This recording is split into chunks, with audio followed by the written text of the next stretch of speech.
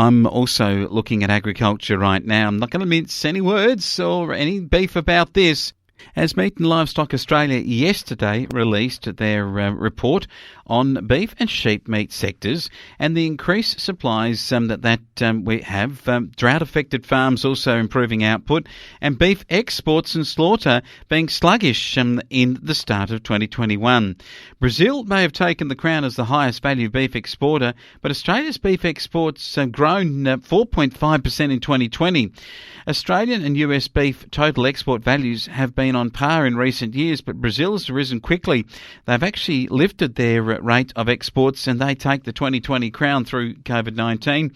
And I guess a lot of logistics and things and handling of stock changed at that time in terms of the ability to get ships to port and so on.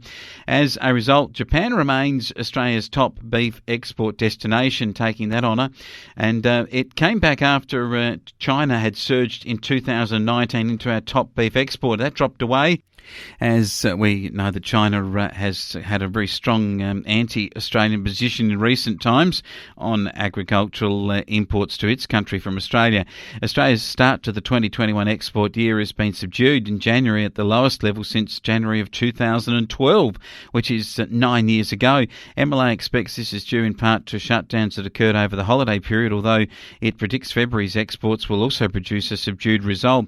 And so the reason behind it, more feed available in a couple of pretty reasonable seasons in the south, and certainly the drought being broken in Queensland and New South Wales in most locations.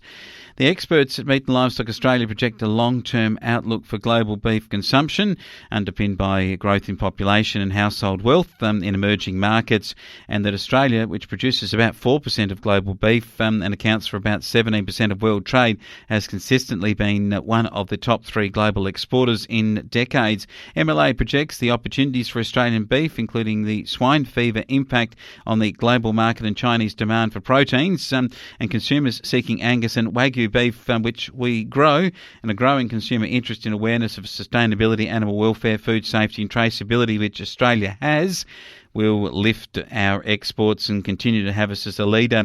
Conversely, MLA say the challenges for beef in tight production amid 2021 herd rebuild and the drought that has still occurred, logistical disruptions due to the pandemic and our relative position in terms of shipping to markets and the number of ships getting in and out of our ports, increased export competition from the USA and Brazil, and beef's relatively higher price compared to other proteins like chicken, fish and meat substitutes will represent some sort of a challenge. Slaughter volumes across the nation are beginning to lift after an uncommonly sluggish start to the year, and the National Livestock Reporting Service says 36% less cattle were slaughtered in the first 7 weeks of 2021.